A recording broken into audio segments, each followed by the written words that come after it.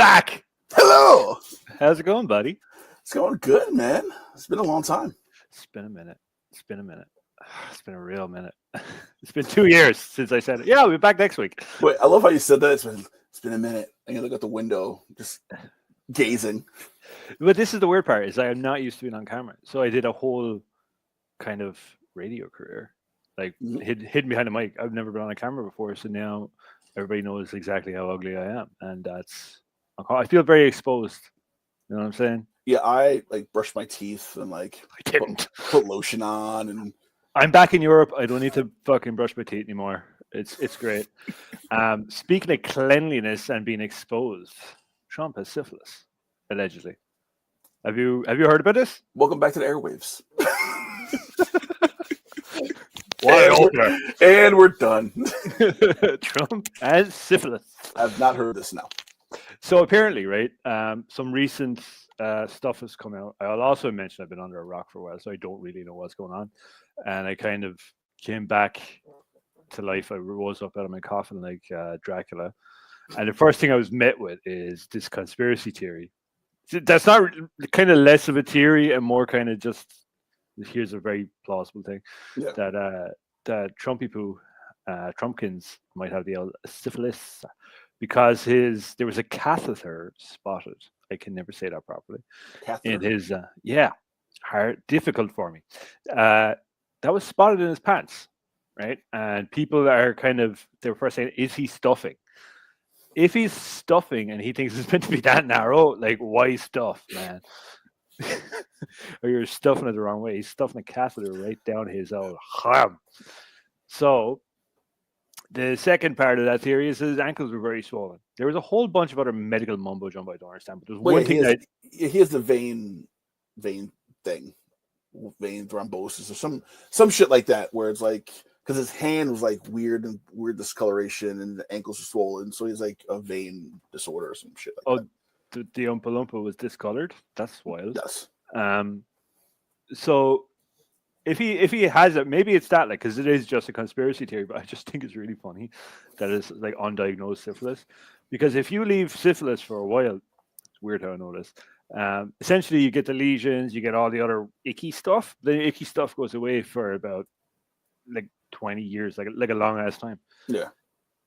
Then essentially what's happening is the syphilis stays in like the base of the spine, I think, travels back up the spine, eventually starts eating away at the brain and gives you like dementia, manic episodes, stuff like that, which would entirely explain everything. Because there was a point, probably never he's been a cool guy, but there was a point where he was just a tiny itty bit more level-headed and palatable.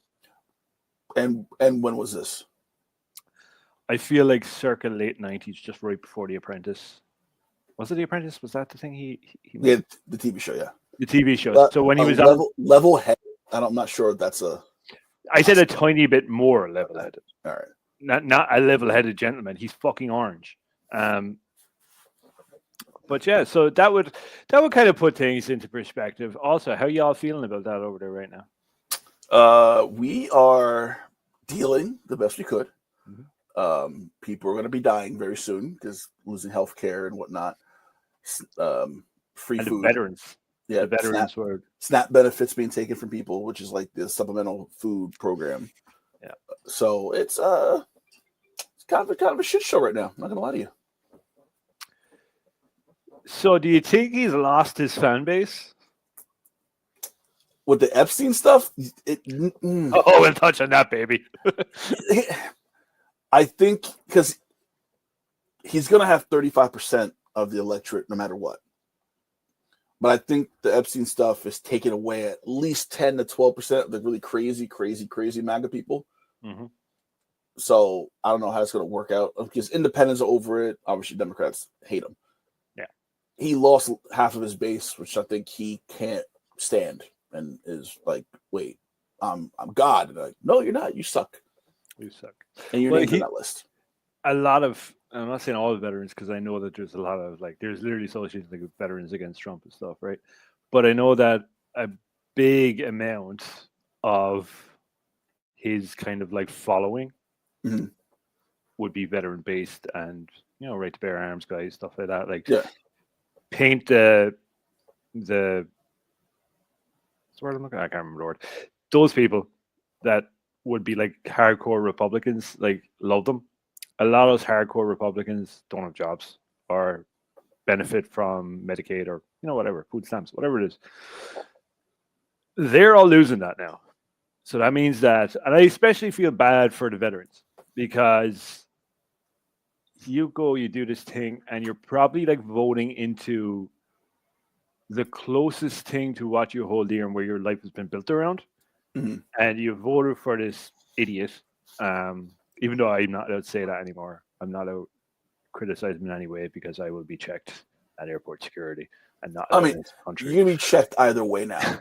I think it's pretty much spoken that you're checked. You're checked. The other thing is like if you were ever critical of Trumpkins, you are like you can be denied entry. Yeah. So leave that to me. I will handle that part and criticize the shit out of him. Oh, you're a citizen, but you're also brown, so I don't know how well that's going to go for you. I'm pretty well liked. I think you are. I think you're a voice of the people. I'm kind of the one that they hate monger over here, like shit on me. I mean, at the end of the day, I feel like those people vote against their interest. Mm-hmm. So the Republicans who constantly vote for Republicans and constantly vote, conservative, they vote against what they need, and then are surprised when they're taking my benefits, because the story is that the benefits only benefit brown people. Not like, hey, you in Arkansas with 2 teeth in a trailer park. This is you too. You're white and poor. There's a lot of black and poor people, but you're also poor as well. It affects you. But they're able to turn that narrative into only the brown people get the stuff. You don't want the brown people to get the free stuff. And you get the free shit too. Yeah. So what are we doing? I don't know how they don't think about that when they're voting. No, because he says the right things. He says guns. God, guns, God, guns, ammunition, and we hate anyone who does not look like us, essentially. And they're like, "Yeah, you're right." It's like, what? I think I've said it before on here. What feels like a lifetime ago now. Yeah. But that the methodology was kind of genius when he went out at the very beginning, like before 2016, right? He went out and he kind of said, the people that they're sending across the borders are drug dealers, right? Mm-hmm. So instant, just, boogeyman. But the thing was, he kind of prefaced it like there's rapists and pedophiles coming for your kids, for your women. Yeah, yeah. And that's what kind of got a lot of people's backs up. And he just was pulling these statistics out of his ass. There's probably some truth to the statistics, but when you frame it and it's almost like pregnant with malice, you frame it that way and then you deliver it, you have content without context and it becomes weird. So then everybody is like, oh, well, I don't want my wife or daughter to get raped. They're kept firmly in the kitchen where they belong. Okay.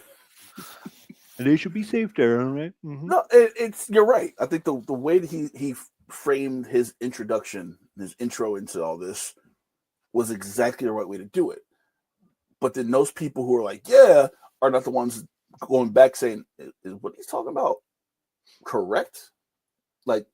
Nobody questioned that. No one questions Nobody fucking questioned it. But no one questions it now. The media is scared as shit to question him because they don't want to lose access. So they're like, he says something stupid and you're like, follow up. And they're like, okay.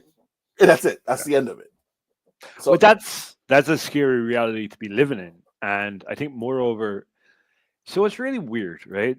That the democracy that was in America has kind of gone down the drain a little bit. But the rest that we won't talk about this openly, but the rest of the world is kind of following suit. Have you heard about this facial verification for my personal favorite pastime, pornography? Yes. Yeah. Right. So I guess they had a lot of different rationales and reasons behind of why.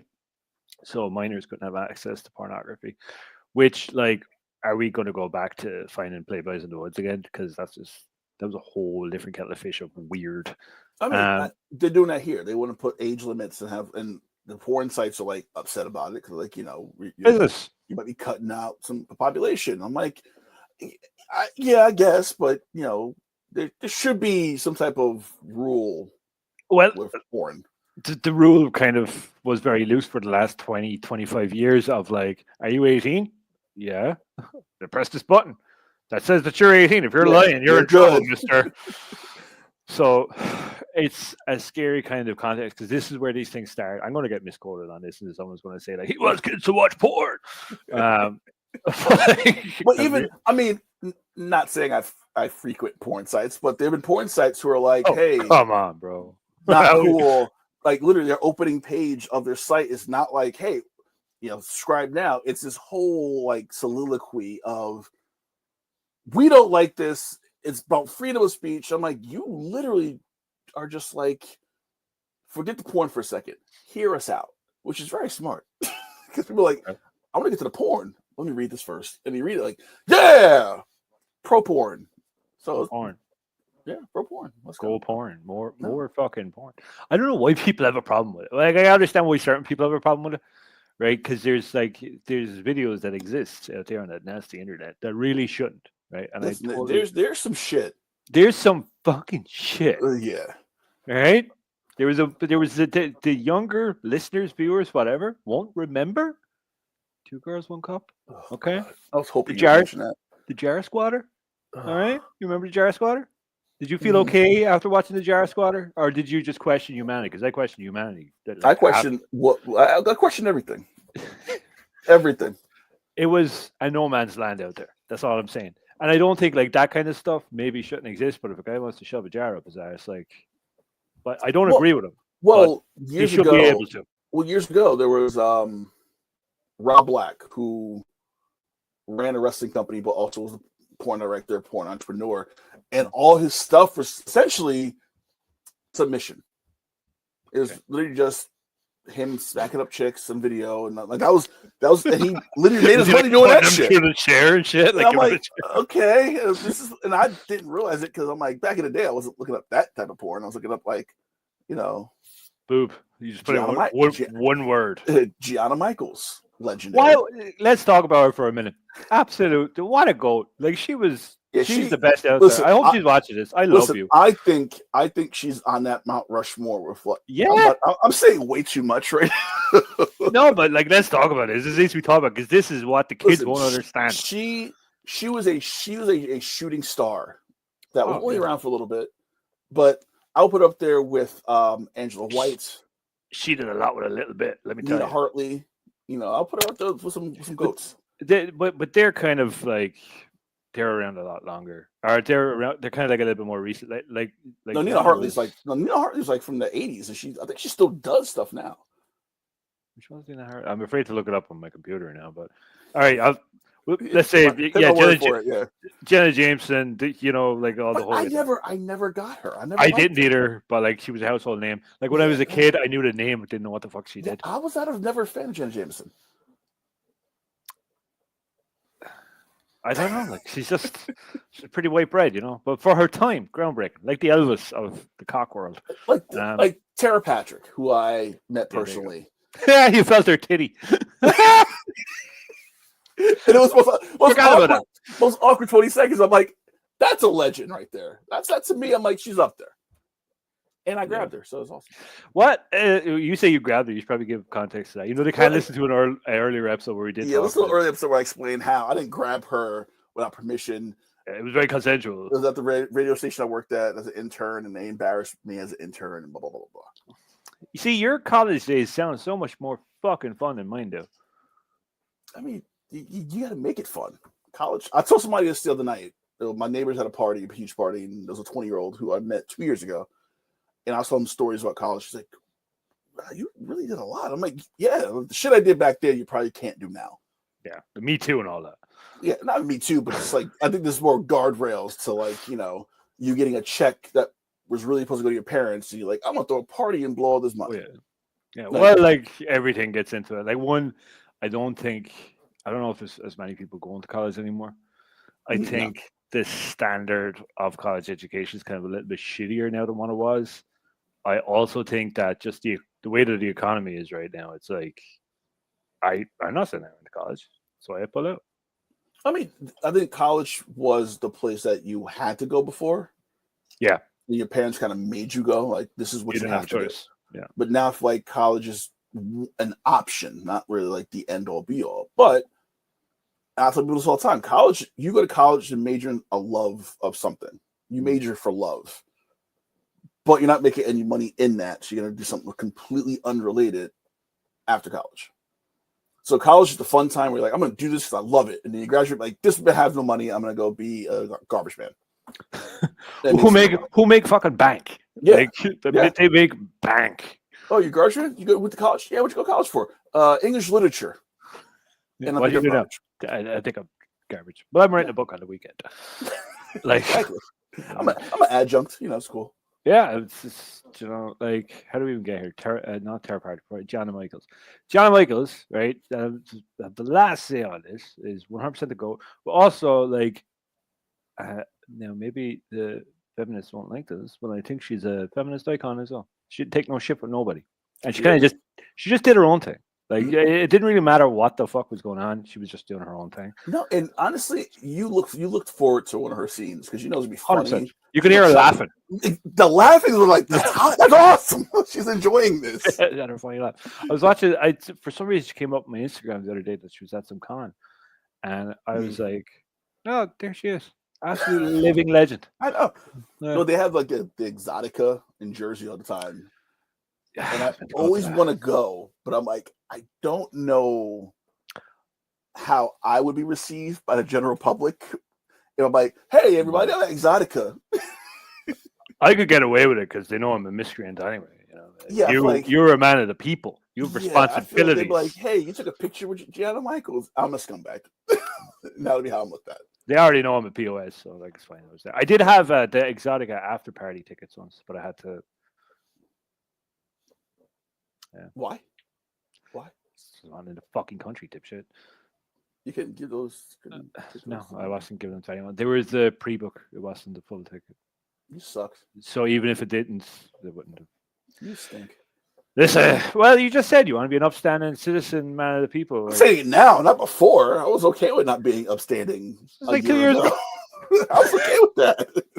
Oh, well, what happened in a year? As soon as I leave, you become an upstanding member of society. As soon as you left the country, I became a born again. I'm an honest man. Yeah, I'm an honest broker now. This would be a perfect segue into Superman, but that's further down on the list, and my tism won't let me. So I have to go on to Epstein from here, which kind of suits. But like, it's kind of, let's just say that this is a different segment. Gianna Michaels somehow is connected to Jeffrey Epstein. Oh, I never said that. I never said that. I'm just saying it out there. Gianna's a lovely girl. So, release the Epstein files. We're really mad about this. We want those Epstein files. Because the thing that kind of made me laugh about it, which is whatever happened on that island is not funny, but the thing that kind of, because there was once upon a time where Trump was kind of like, oh, this man is sick, whatever, we'll get those files. And then when it came to it, and Elon was like, he's on those files, right? In the most public breakdown since like fucking Brangelina. Well, let's rewind for a second. Can we talk about the breakup and how instantaneous that just happened? Like he literally was like, you know what, Elon, get your ass back to Africa. How about that? I'm like, what, they just there getting a key like a week ago? Bro. It's like you came, like Elon came in, fucked everything up for everybody. Every government. Do you got to do that? You got to write a letter, say why I'm a good peon and I should value my job. No. I mean, you don't got to do that. No, they have observations and stuff like that. They do and watch you. Well, isn't that like for every government worker though? No. It was just people in the White House. No, I feel like no. If you work in the government, like if you work for the United States government, that's what he said, and only for certain areas. So if you work for the Pentagon, if you work for Social Security, if you work for the places that he was trying to cut, which is not every part of it, because obviously they have their own favorites that like we're not going to touch Pentagon because we need more war people. They had to kind of write that letter, say what do you do on a daily basis in like a 5-day work week. Imagine me writing that letter. Wouldn't that be a fun letter to read? I get weekly. It's like, well, Elon, this morning I woke up and I scratched my nuts. I then took a shower, realized I was kind of depressed, thought about jumping out a window, but then I went to work for you, you fucking asshole. Yeah, so Epstein files. He kind of was like after he was Trump told him to go back to Africa, which I'm still. I've heard that before. Go back to Kenya with Patterson, born and bred with Barack Obama. Yeah, with Barack. I'll go back to your hut. So Trump sees these files. He's like, release the Epstein files, whatever. He gets in, and then Elon's like, he's on those files, right? And then Trump is like, I'm on those files? Imagine having a life so fucking weird and debaucherous and disgusting and piggish that you forgot you were on the pedophile island. Mm-hmm. Like, what other shit have you done that was so low on the list? You're like, oh crap, I was on that island. That's a very good question. Right? What else have you done, sir? Never mind these Epstein files. I want to know why you forgot about the Epstein files. What is that secret you have? Well, the best part of it is they told him that he was in it, reportedly. And he forgot. I'm not on it. But then, like, the I don't know if you guys are seeing all the different things that he's kind of throwing out. So, like, he wants to rename one of the football teams, goes back to the Native American name. He released the Martin Luther King assassination files. Did he? He wants to pull Rosie O'Donnell's U.S. citizenship. It's all this random shit. I'm like, I thought him and Rosie were good after the time they did that. Remember they made the bed together on a TV show? No, they've not been good. Fucking Rosie. But it's like, all this stuff, I think it was like 20 Truth Social posts in one day of him just throwing stuff out, like this distract. I'm like, wow. What would the Upper East Side do without Rosie? I mean, she's in your neck of the woods now. What are you talking about? She moved to Ireland. Get the fuck out of here. Rosie's here? Last year. God damn it. So he did kick her ass out. No, she left willingly. She left. When he won, she moved. Smell the conspiracy theory, man. Why are they all fucking moving here? We got problems here. We don't want you here. We literally have a man who, right? So let's look at Trump's criteria for being president. It's like every single one of them is like, he's a businessman. He'll fucking do this for this, blah, blah, blah, right?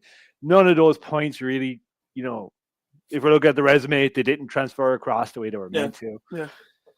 The person we have running, or is allegedly trying to run, is a guy whose main profession has been knocking guys out and tapping the fuck out. Oh my God, I said that, and he could be listening. So McGregor is allegedly, so goes to court for a rape charge. Shocker. Small island, so I just want to be careful what I say here because well, you said allegedly, which is that's perfect way of putting it. Allegedly raped somebody. I haven't looked at the fucking thing. My own feelings on that aside, right? Went to the White House, which is kind of that day when he spoke at the White House seemed to be like a conglomerate of like a rape party. It's like there was at least 3 convicted rapists there already. Like, it's like what the fuck? A rape party. It was just like, wait, it wasn't that guy fucking on a list somewhere? Anyway, and then said, so Connor, oh my God, I gotta get my ass knocked out for this. So Connor does this thing. He's from Finglas in Dublin, right? And when he has to say something, you can tell that he's really concentrating on the pronunciation of it because he does these weird little stops in between. And he said, the people of Ireland, this is the news. They are not telling the people, right? And that's when I know he's really concentrating so hard. Go back and listen to him like talk in an interview, like after a fight or something. Then listen to him at the White House that time. That man does not know the words he's just speaking. So then he says he's running for president, and there's this weird kind of like scene going on. He's doing like the hearts and minds thing a little bit, and I'm really worried he might actually fucking win. You think so? You don't know how stupid Irish people can be. I'm gonna say he can't Because a felon can't run. Well, besides that, I feel like you're not giving your kinfolk enough credit. I never do. To say, hell no, we can't do this. I think the vast majority of people are kind of like, no, but the problem being is I don't see anybody else out there. It's the same thing that happened with Trump. It was like Kamala Harris with Trump. I'm like, well, who else was there? Yeah, but I think in that situation it was different because you had someone who shouldn't have ran again at all, who didn't want to leave, and then she said, "Okay, I got to go," which in turn gave her 99 days to run for president, which is unheard of. Yeah. So I feel like you give her the whole, not even her. If you had a primary 2 years before, gave someone 2 years to run, I feel like different conversation, different election. I feel like you can't win anything in 99 days. Like there's a house getting redone across the street for me right now. It's like 90, and they're still not inside. Yeah. Let alone run an election. Yeah, no, it was shit. Like I understand that, but even now, like the Democratic Party should be kind of like grooming their next.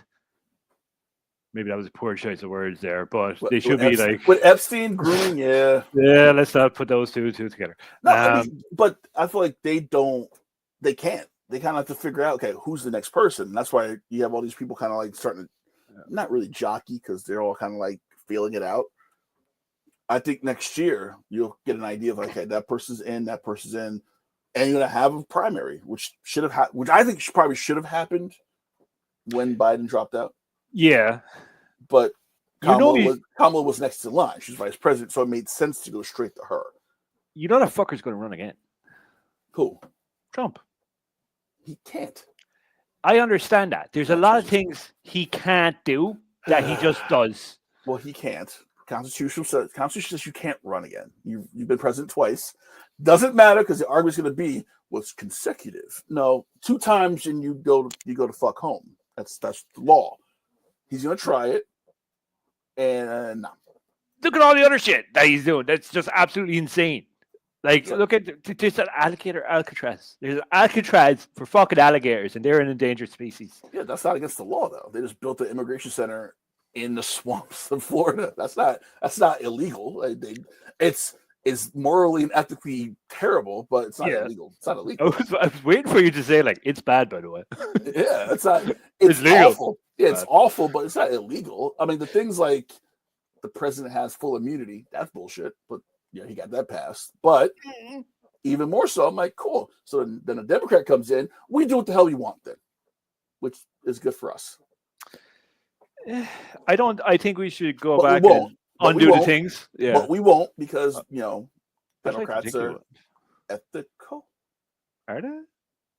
For the most part. More ethical. Let's more agree ethical. on that one. More ethical, yes. They have more of the ethics. Some. Ethics. They're more the ethics. Although those who don't, Bill Clinton, not the most ethical man in the world, but he got indicted for fucking lying to Congress. Like he got a blowjob and he lied to Congress about it and he got indicted. This fucker's do whatever he wants. But left office and we had like $1 trillion surplus. We had money when Clinton left office. Yeah, he got his saxophone. He left. Oh, here's $1 trillion. One of the best presidents of modern time by far. I agree. I like Billy. I don't care if he was on the island as well. I'm sure he was just playing the saxophone. What she was. Honestly, and this veer off completely. Like Hulk Hogan, Bill Clinton. Was Hulk there? Bill Cobb. Like, I think it's a bad thing. I've kind of realized I can separate things now. Okay. I can categorize like, hey, Hulk Hogan, racist piece of shit, but wrestling business, superstar. R. Kelly, awful man, but god damn it, he's got some hits, got some bangers. He peed in her eye. But Step in the Name of Love, one of the best songs I've ever heard in my life. Michael Jackson. I could play Billie Jean all day, and like I can separate the two. Speaking of Billie Jean, I watched the Quincy Jones documentary the other night. How was that? I haven't seen that yet. You gotta watch it. Total segue. I'm getting away from the visible politics because I got about 10 more minutes before I get into my modeling bit. Wait, was this the one where he was alive? They were like following him? Yeah, that one. Because Yeah, he didn't. I did see that one. I did see Yeah, that one. Okay, he went home in it. It's the effect that this guy had, the work ethic, the amount of women he got pregnant. He's just it's just a man's man. and he was just old, sick, and just still talking shit. I'm like, God, he's like Talk- 80s. After that stroke is when he started saying all the you know, everyone's secrets just got out there. But like, looks just like my grandfather. It's really weird. My grandpa looks just like Quincy Jones. what the pastor? Yeah. Yeah, Yeah. that is kind of funny. Huge dichotomy in personality. I just thought, like, if you want to feel good for a while, go watch Quincy Jones, because that's what I've been doing, is watching things that make me feel good.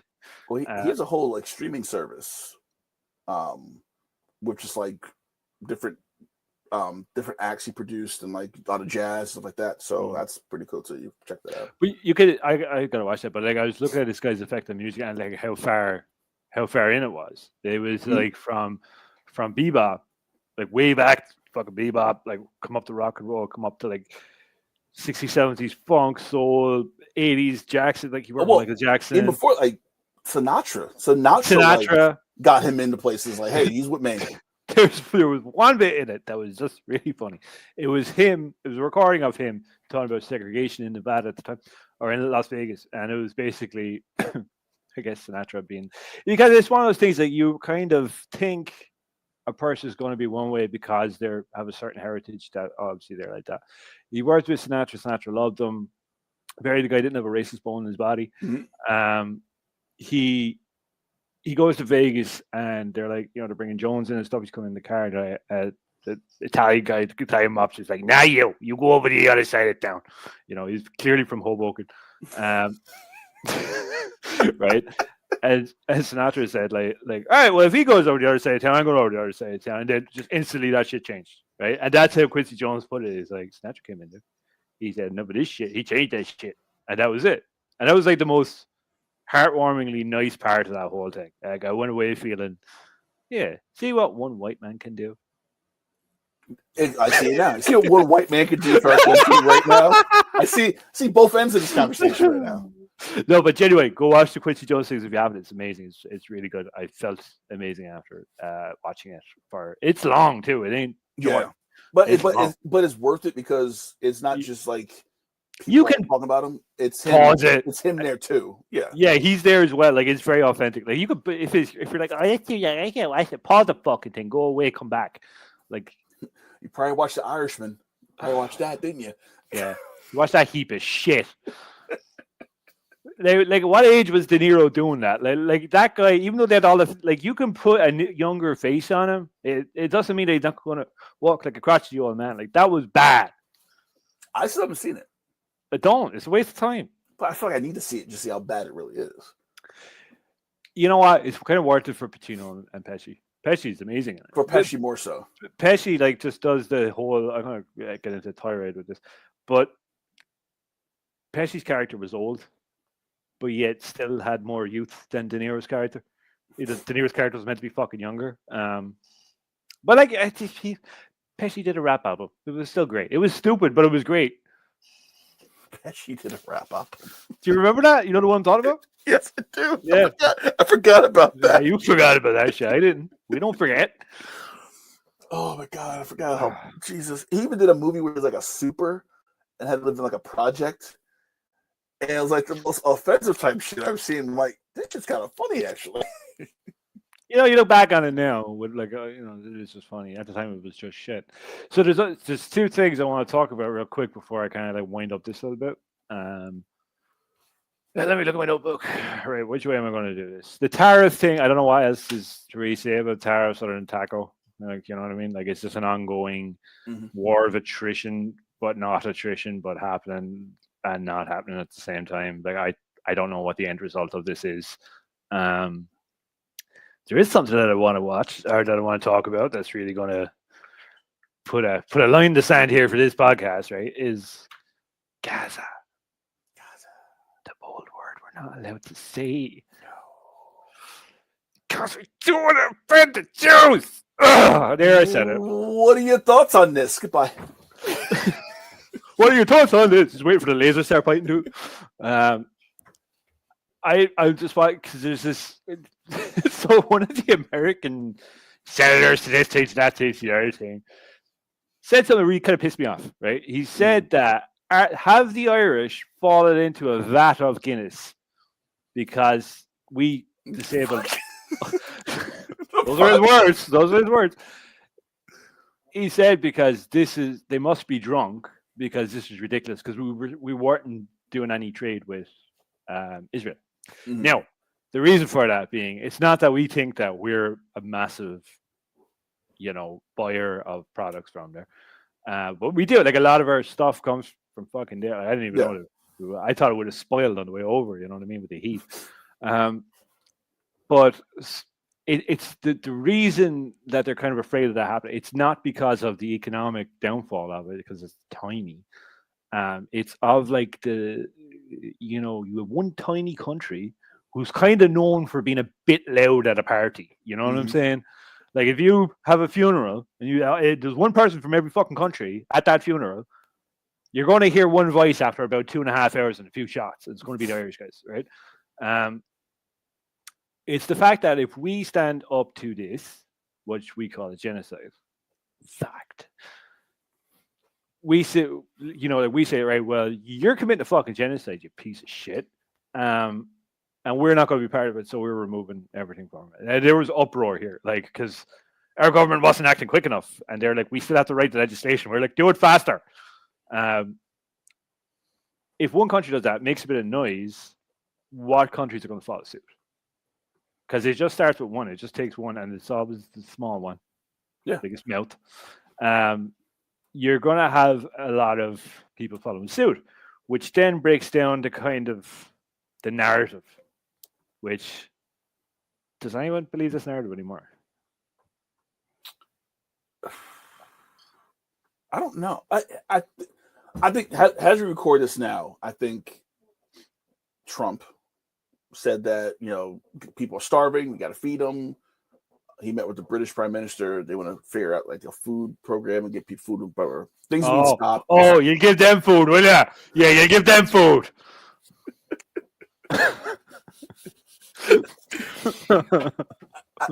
Here's my, and I've not really spoke about this just because I've stayed away from it. Because you know too many Jews. And I know a lot of folks. I know a lot of folks. The problem is there's this equivalency where if you support Palestine, you support Hamas.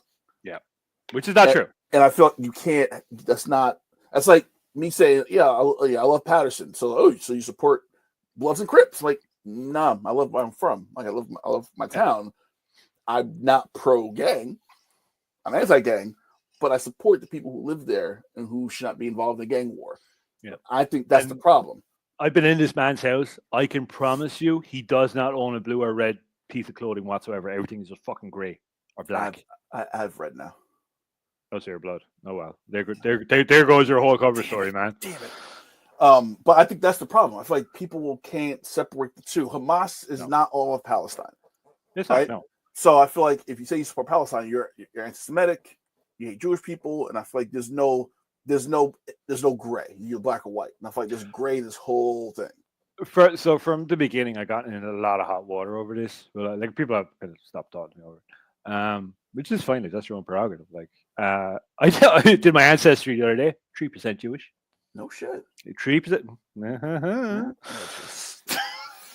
Where do you think that came from, baby? The views and expressions of this podcast do not reflect those of the One Podcast Network. Yeah. No, so I am 3% Ashkenazi Jew, and everything else it was like 87% Irish or like 84% Irish, and then it was mainly, it might be more than 3, it might have been like 8, and then 1% of Sweden got in there somehow, but the rest was all like England, Ireland, Wales, Were Scotland. You very disappointed when you got your results? So fucking disappointed. My wife, because not even Jewish part. Mine is all over the place. Obviously, mostly African, but then I have like Russian in there, and I have like Nordic, like some weird shit because of slave owners, whatever. My wife did hers, and literally, I was like, "Oh, what were your results?" She's like,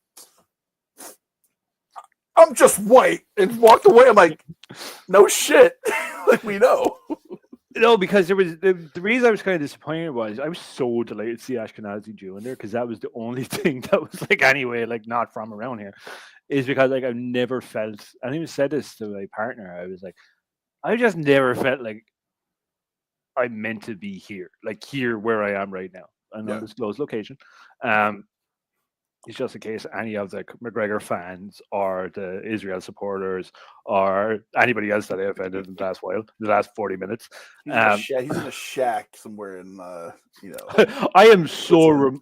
I'm so remote right now. Like it's very it's the remotest remote. Okay, um, so like just seeing like Ashkenazi Jew on there was like this is great.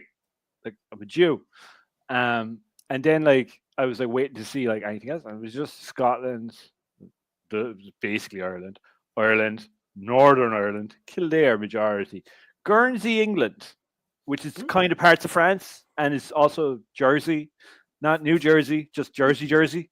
I was like, all right, fair enough, but like that still doesn't answer. There was no spiritual thing for me where I was like, oh, I always knew I wanted to go to Czechoslovakia or wherever. Yeah. It was so I was just like, I guess I'm just home. I guess I'm just part of the woodwork here. That bothered me. Um, but yeah, so anyway, just to touch back on that. Ireland made a lot of noise. They're worried about it kind of impeding other countries, emboldening them to do the same thing.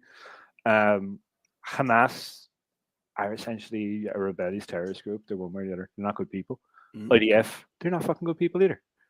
You know what I mean? Like, chances are, if you're holding a gun there, you're probably kind of bad. Netanyahu, Well, I think the IDF. I think they're kind of like the U.S. military in a way. They have to follow orders, and you probably got like the Russian soldiers going to Ukraine. They're like, we don't want to be here. Like, why are we here?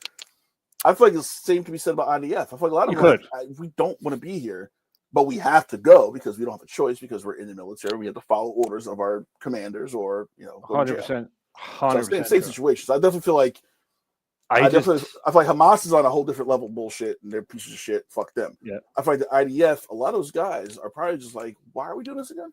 What's the point?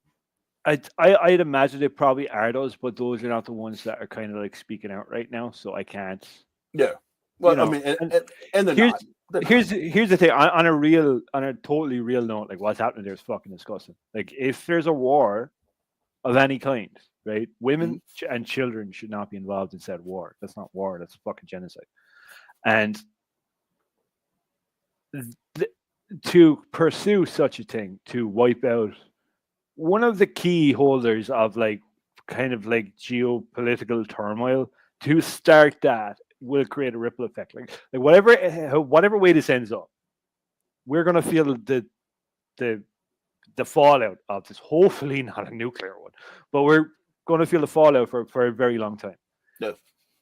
The very least that we can do as humans is to support the civilians of Gaza. And I'm going to make a joke there about Netanyahu, but I won't. No, I've already said it. Like we should just throw Netanyahu to him and say, like, listen, do whatever you want to him. We're going to look this way. It's this weird kind of an area where it's like you're committing some of the most vile atrocities since World War II, when those atrocities were committed on you. And that's the part that I'm kind of like, I see a lot of there will be no one more Jewish than a Brooklyn Jew, right? When you see people like that on the corners of the streets crying, like absolutely weeping in tears, and like some being like 87, 90 years of age going to protest in England, and getting arrested for protesting in England, because guess what? The English don't like it when you talk out. Sorry. Oh, this is so much fucking Irish figure coming out of me right now. And them getting arrested, doing jail time, like, or not jail time, but like going into the cell and all that, and being let back out, and like genuinely weeping. Then you have to like figure something about this isn't adding up. Like 2 and 2 doesn't equal 5, and eventually the thing is, from a more spiritual standpoint, whatever lies are perpetrated, whether it be on a personal level or on a big level like this, it always ends up coming to light. And it always shines this horrible, disgusting light on whoever perpetrated it. And it is in us as humans the last 20 years that I've been alive. I think we owe each other something. And that's bringing me to my next point. Perfect segue. Whoa. Ooh. Radio, radio guy here. I had heard things about the Superman movie, that it's re-injected everybody with hope, and it's about being good, and it's going to teach you how to be good again. And I was so excited. I went to see it, and it's like, none of this is fucking true. This movie's shit. It was. Wait. Was it too woke for you? No, there was no woke in it, dude. Like, there was no part of this was fucking woke. Like I was waiting for the woke. Like, it wasn't. Like, none of it was woke. There's a part with that people are saying is like a direct allegory to what's going on in Gaza, and Superman took a stand on that. He kind of didn't. He really didn't. He does say something, and it's kind of like a Russo-Arab kind of a nation, like where it could be anything. And he basically, Superman's like, if you don't stop invading these fuckers, I'm going to plant you on a cactus in the desert. Basically, he stops, and then that becomes a political part of the movie, and it all ties in and blah, blah, blah.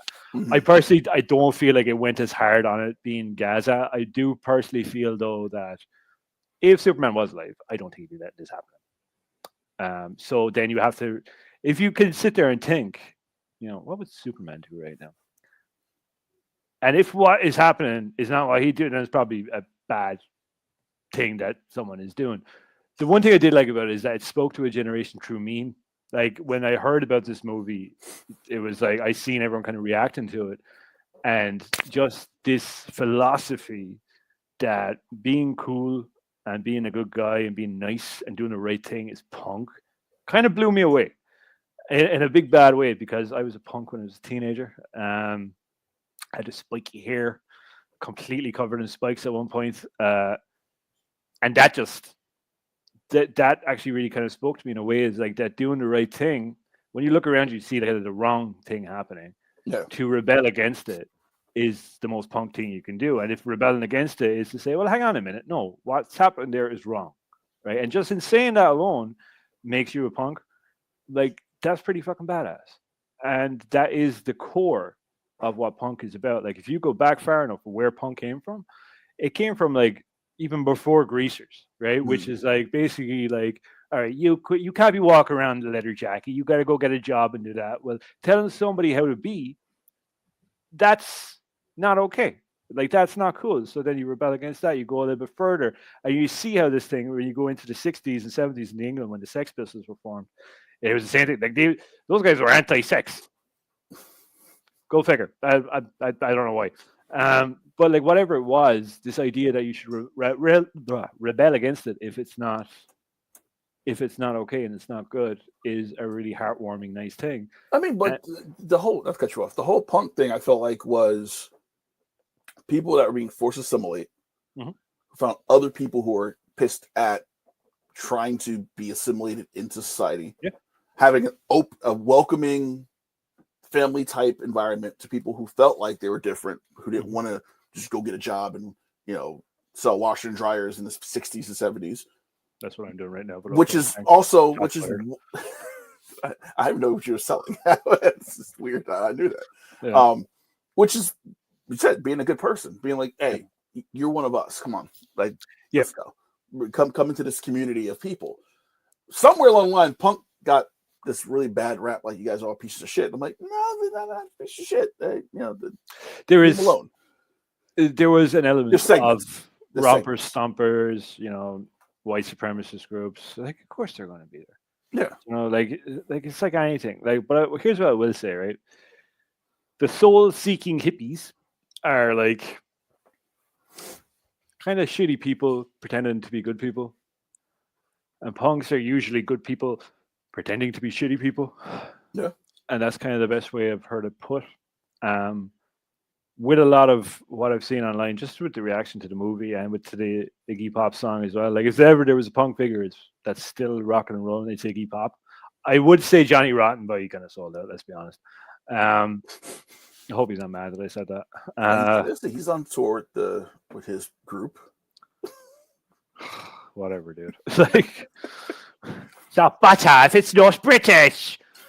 He was in this ad years ago for Utterly Butterly. I think it was Utterly Butterly. And it was like, it's not butter if it's not British. And it's like, oh, Jesus Christ. Like, you talk about. Wait, so Johnny Rotten did a butter commercial. He's done a lot of commercials. Like, a lot of commercials.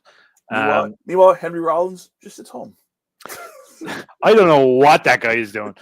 But like Iggy's out there with his top off, still dancing, driving, and we're like, yeah, fuck the man, dude. So like I think he is the last kind of real good punk figure. I'm sure there's newer ones out there that I'm just not aware of. I don't know. But whatever. So yeah, like, you know what? Go out there tomorrow after you listen to this, turn this shit off and be like, you know what, I don't care. Stand up for the guy in work, stand up for the guy in school. Tell it as it is. Be different, be yourself, be cool. Don't take no shit from no fools. Tell the president he's orange. Join your unions, pay your dues. Be good to your neighbor. Check in on your neighbor. That's a really good fucking thing to be doing right now, is to check in on your neighbor, especially if you're over there. Because if you're here, the neighbors don't talk to you. You'd just be nosy if you're checking in on your neighbor over here. So yeah, so that's kind of like the whole Moody Irish Guy returns. The fun part of the show. I'm going to wrap it up there. This next bit is a personal bit.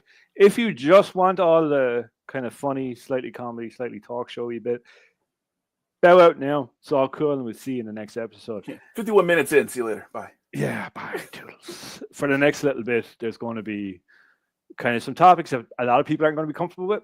It's going to be a little bit brutal. It just comes from my own bias. I'm not going to be talking about anybody else involved.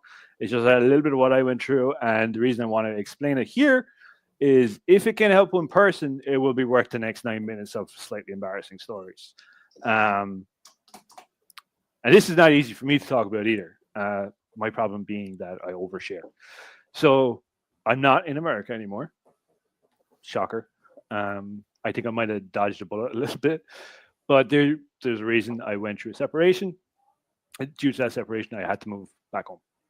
And I learned a lot about myself in 1 year. Right, so there's a 1 year gap, which might have been probably one of the worst years of my life. I don't know if it's quite exactly the worst year. There's some pretty bad ones, but this was bad.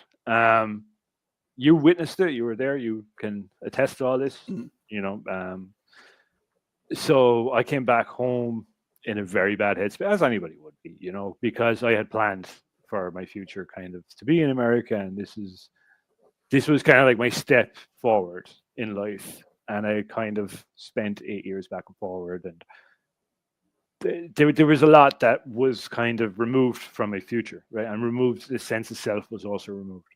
And the first thing I kind of did was realizing I'm in the pits, right? And if you're in the pits, what they tell you to do is go to the doctor. If you feel like you're going to kill yourself, go to A&E. I'm going to give you a really harsh bit of advice that I wish I kind of heard. And I did hear it from good friends. The other side is always ask for help. Maybe don't go to a doctor first. Ask your friends for help. Talk about it. If it takes 3 hours, if they don't want to listen to you and you're like, oh my God, I'm going to embarrass myself here, or I'm going to sound stupid or whatever, they're not your friends. Mm-hmm. You know what I mean? Like if you call me in the middle of the night, like I would answer. If you said, I don't feel good, things are not going on, I don't need to be early to work tomorrow. You know what I mean? Like those wash machines basically sell themselves, baby. I mean, and that's, I think you and I spoke a lot. Multiple times. And that was like, all right, I got to talk to Thomas. And I'm married with kids. I'm like, I got to talk to Thomas, and I'd leave and go upstairs for, how long you need me for. Yeah. 100%. And that's just what it is. And you find out who's your ride or die. Yeah.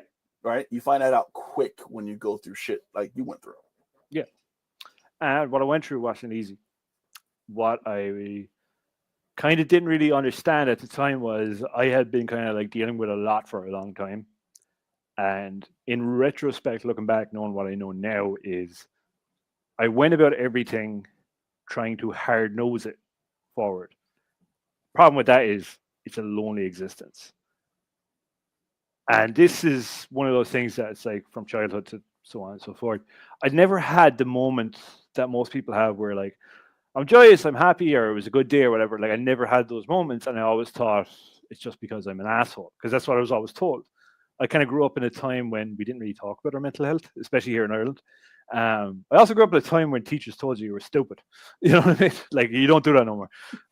If there was a word for stupid, I've heard it from a teacher. I think that in turn made me a better artist, because I just take rejection like, whatever. You know what I mean? I get back here. There's points where I'm like, I would wake up on the floor because I would have been in a fetal position crying. And I wake up in the middle of the night, crawl into bed. And there was about 2 or 3 months that were just a blur, because I went to my doctor the first time kind of with my friends because I couldn't speak, which kind of sounds crazy. Me not be able to speak. He never shuts the fuck up. I couldn't form words. I didn't have the energy to form words. All I could do was smoke cigarettes, sit at my window, cry, furiously check my phone, because there was this timeline burning down for me. I had a lot of great people around me, and I'm blessed, right? Really blessed, is like, you are one of them. Thank you very much. Appreciate that. This isn't about you, though. Shut the fuck up. One of my other buddies, I got a loan of money for him to pay for a flight. And it was $1,200 because I need to pay for the flight, and I had a couple of days leading up to it. So I come back here straight away. Like, that's my first thing, is I need to get this guy's money back. He ain't working for nothing. I get him the money back, and I place it in front of him. And I'm like, here, take it. Yours. Thank you. I appreciate what you did. And he turned to me, looked at me dead in the eye. He's like, I don't want it. He's like, you need help. Take that. Get off your feet. I don't want to see it again. He's like, I can make another $1,200 in a blink of an eye. I can't make another friend. And that really kind of like broke me a little bit, kind of after the fact. Is like, this guy is going to just give me $1,200 just to get better. And it killed me, because I wasn't getting better. I was getting worse, much worse. I had other friends as well that were like, I would call them and any hour of the morning, like, hey, listen, things aren't going great. Like, I don't think I can keep going like this. I'm feeling this way. Like, okay, well, what are you feeling? Why are you feeling it? All right, well, what's your plan? And they would kind of like talk me down or talk me through certain elements that I felt were like, ugh, like, I can't deal with this. I had found that the only way for me to like kind of snap awake out of this kind of like a haze was getting piercings, right? And I got a bunch of piercings, right? And that's just another mental deficit, which is like just self-harm. Because as much as people think it's this odd, weird, inhuman thing to do, it actually re-regulates a person. There's healthier ways to do it than cutting yourself. But for me, it was just piercings. I got my nose done, my lips. I got one jammed into my face, my ears, my nipples. That's what re-regulated me. After a while, that wasn't working either. There was one night in particular where I didn't even tell anybody. Normally, I was like, I feel like tonight's going to be the night. Tonight could be my last night. I call someone. The one night I didn't do it. And I just came down, and I needed somebody else to take charge. I just couldn't anymore. So I walked down and I talked to someone, and I'm like, listen, I think tonight's going to be the night. My doctor was away in a different county. He drove back to bring me in, to write me a referral letter, say, get up to A&E right now. Do not come back out of there until they tell you to go home. This is the point where I'm kind of like, all right, I'm going to be admitted, right? And that didn't happen. Maybe it's the pressure the mental health system in this country is under, and most countries, but that didn't happen. I sat in A&E for 12 hours. I had blood taken from me constantly because they were just trying to justify me staying there. And kind of like, okay, stay in the chair when you take your blood. Don't go anywhere. 3 hours to go by. Okay, we're just going to take your blood. 3 hours to go by. I'm like, why are you doing this? Someone's already taken it. And there was no kind of like communication between the nurses. I went and talked to a Thai nurse, THAI.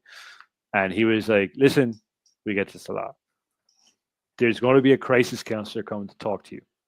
You're just going to need to stay put. We can't let you leave the building. All of a sudden, like, I feel trapped. I'm like, I want to go out for a cigarette. Like, I've been here for 12 hours.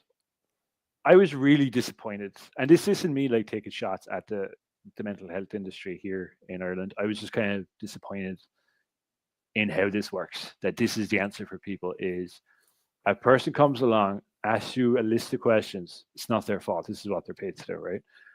Then asked me if I own a gun. I said no. They said, if you are going to kill yourself, you're going to do it tonight. I said no. Probably not tonight. I'm going to go to bed. I've been here for 12 hours, and you've drained me of every bit of bodily fluid I have. I said, right. Well, look here. Take 2 of these and go home. And that was my solution. I got out of that. I got out of that place. Sat in the car. I went home the next morning. It was the first step was actually that, and that was quite a bit in, right? It was the realization nobody's going to help me. No one's coming to save you. No one's going to help you. You can just lean on the people that you got. But if you're looking for like a savior, you got to look in a mirror. Like only you're going to help you. I spent many days like just absolutely wailing, crying. And the only thing that I could do was paint. And you can see some of the paintings behind me now. The image quality might be bad. I just painted, and that felt like it was the right thing to do, because when you go through such a life-changing thing, you lose who you are. You lose a sense of, I am this person and I do this thing. I think for me is I lost who I was, but I also wasn't being who I was either. And that's a whole different fucking thing. But it was the weight and the identity crisis of that kind of was the breaking point. So I started painting. I ended up doing a gallery. I was on every medication humanly possible that they could give me from. I was on some wild ones too. I was on some sedatives. And I woke up one morning with one slipper on and a fur coat and no idea how I got there. It was a fun time. You just wake up at any part of the house in any kind of. I had nurses that would come in and check on me every morning, which is sad, but also kind of funny, because they're expecting to see, this guy depressed in a sofa, not a guy thrown on his bed with just a leopard print fur coat on and one pink slipper. And when you kind of come out of the systemic mental health service, right, and you go into a therapeutic one, right, when you think of like therapy, like what that is, a lot of people are kind of afraid to go to it. The same way I was, because you don't want someone to tell you you're fucking defective. Never once have I been told I was defective. I've gotten a lot of answers to my lifelong problems, right? And things have broken me over and over again. Every time I went. It's not easy. It's quite difficult. But one of the things that I found was my therapist would constantly tell me, it's like, you've been through a lot. Every time I went, and I was going twice a week at one point, you've been through a lot. And I was constantly hearing that. And the reason she was saying that to me is because I would never admit it to myself. I would downplay it, like what had happened, because everywhere I went, it felt like this thing is being downplayed and it's going to be fine. Everything's going, because everyone's telling you it's going to be fine. Nobody's telling you, hey, this is a disaster, but you're going to be okay. Nobody's kind of being like that front facing and honest with you, saying like things are shit right now and they're really bad, but you're not going to take it lying down. You're going to get back up again. And I did. And you know what? Like this whole healing thing, it took a lot. Like you've seen me at some pretty bad points, even after kind of the worst of it, when I started being social again. I openly admit it now. I got my ass handed to me one night, and every piercing that I had knocked out of my face, because I had a big relapse. Because, like, of course, that's going to happen. You know what I mean? Like, look at what you're going through. All in all, these things happen. Where I am now is a lot better of a place. I have a job that drives me up the wall, but like, I like it.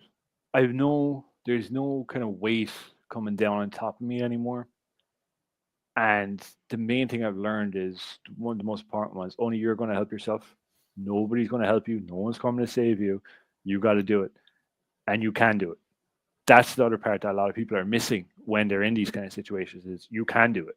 You can, even if you got to fight it every single day, you'll do it. You'll come out on top if you just keep trying. If you're stubborn and stupid enough and thick-headed enough to bounce your head off a wall every day, you're going to come out the other end eventually, just by a law of averages alone, right? If I'm playing basketball, if I just throw and throw and throw. Eventually, one's going to land. Has to. It's the same methodology. For a lot of people kind of going through it, it seems like there's no escape, and it seems like, well, I don't see the point. I've kind of burnt everything around me. I look around me right now, and even in this room and my own bedroom, and I just see like people I absolutely adore and love. I open up my phone. The first 4 messages are from people that I adore and love, and I owe them a lot, but I don't owe them a lot because the kind of people that they are. If you are going through that, and especially for anybody living over there, because I know what the pressure is like over there versus here. Mm-hmm. Like, you can't call into work with a hangover over there. I could probably get away with that here if I wanted.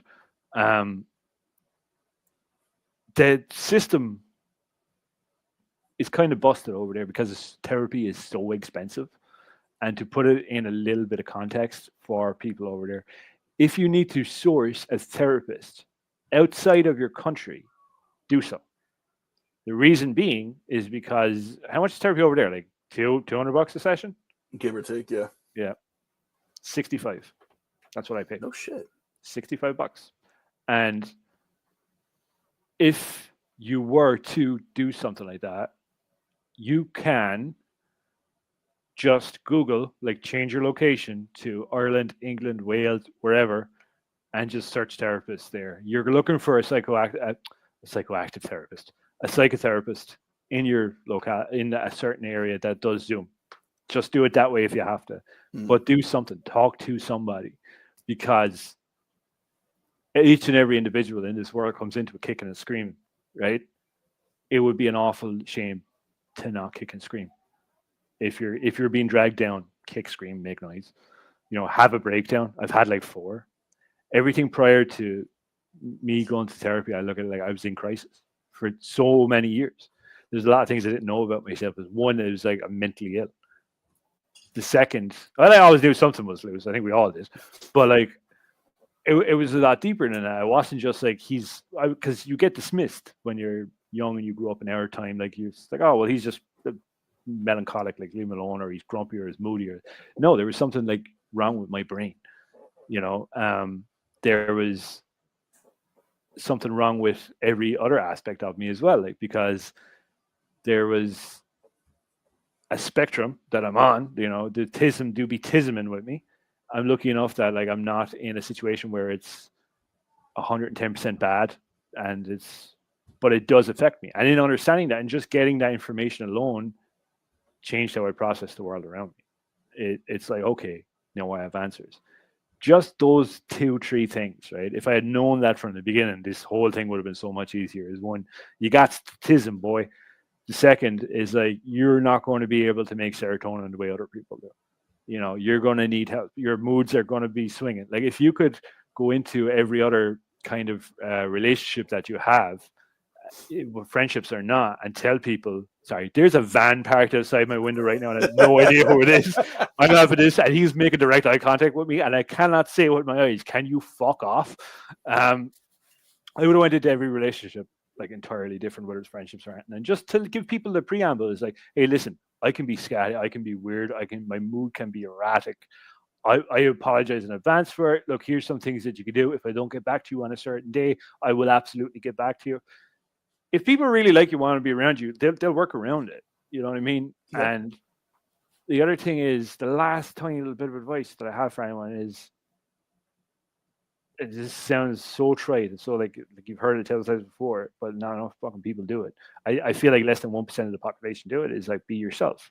And the reason you should be yourself is because I've found myself in multiple positions where I am a person people thought I was, and I'm not comfortable in this situation. And throughout the years, I've never been comfortable in these situations. And that's one of the leading causes of me behaving badly, of me drinking too much, of whatever. It's okay to kind of grow in a different direction as someone and still be amicable and stuff like that. But if you are yourself, and it's a lonely existence for about a year, but eventually you'll get this gravitational pull of other people who are going to be within that spectrum, that are just going to want to be around you and you around them. And you can, after you kind of do that, you look at other people around you. Not too many people are actually out there just being their God-given selves. They're just out there doing what they want to do, like win or lose, being what they are, what the way they dress, and saying what's on their mind. And that's kind of what I've been doing for a year. I've been avoiding this conversation, this because, and I know a lot of people watching probably won't understand. It's like he's still there. He's still doing the pod. What's wrong with him? It's different because this was such a big part of my life when I was in Jersey. The fact that I'm not in Jersey anymore and I have to do it through a camera killed me. So when we did try to record just once, we did it like a few weeks ago, and we just kind of set up, and it broke my heart. And it still kind of breaks my heart now that I'm not actually in front of you the way that it used to be, where it felt like radio. It felt that kind of that thing was hanging in the air. That now it's this way, and we're so far away from each other. But like to look at it from the good angle of it is like, imagine that. Like I can be at one end of the world and you on the other end of the world. We can still record a show together. Yeah. Well, even when we did our little test, it was tough for me too. Like the same way you felt is how I felt. Because I'm like, you came to my house. Yeah. We'll be down here, and we just shoot the shit for like. First of all, we didn't do anything for 2 hours. We just sat and just looked at Steve Seagal running for a half hour. Oh my God! Yes. And then we recorded for like another hour and a half. Like you left my house like 1, 2 in the morning. Yeah. Like that was cool. Just us shooting the shit. So us still being able to shoot the shit and do our show is great. But you not being here personally, it does suck. But we're still able to do this shit. It does. It's real. But like the thing that kind of said like, all right, we got to do it was when you had mentioned it's like, oh, our Patrice episode has 5,000 views. I know. That's insane. Is that the best the video has done on this network? Yes, by far. By far. You heard that? I am the greatest. All right. Saturday Night Live, not even close to that. But you know what, Patrice kind of became more of an internet sensation after he died. I think he peaked long after he actually peaked. You know what I mean? But that's insane. And I'm happy to do that. And I want to do more of that with this. I'm still keeping the show kind of for the time being. Do you want to talk about any upcoming things? The box out live tonight at 8 p.m. That's gonna happen. This will be up. Oh, actually, I have this. There you go. Oh, that's cool. Not Thursday, but Monday, whatever. Right. You can also check us out on the One Podcast Network on YouTube. So what shows do we have? What is Armchairing? I have not. Armchairing is a show. Armchairing is a show with Bruce. Bruce was a watcher of myself and Jason on our podcast back when we were on a different network. Okay. And he kind of followed us to our shit. And he watched every week and commented. I'm like, eventually, like, you want to do a show yourself? He's like, yeah, sure. So it's a sports show where he talks about everything. Like he's like a sports encyclopedia. So it's him just talking, football, basketball, tennis, golf, soccer, like whatever you think of, he talk about on Wednesdays. And so that's every Wednesday night, 8 p.m. I love this. This is amazing. This is like, I feel like the guy who just got the phone back in the day and realized there's a camera on it. Dude, I'm since you in your absence, I've tried to elevate. We do have like 40 plus subscribers, which is good considering we started from absolutely nothing. 40? So we'll see. How do we have 40 subscribers but we have 5,000 views? People having Patrice on Video Pie pops up based on that. Oh, that's great YouTube algorithm that they have. It's fantastic. So I guess the Moody Irish guy is going to go for as long as it needs to. Yes.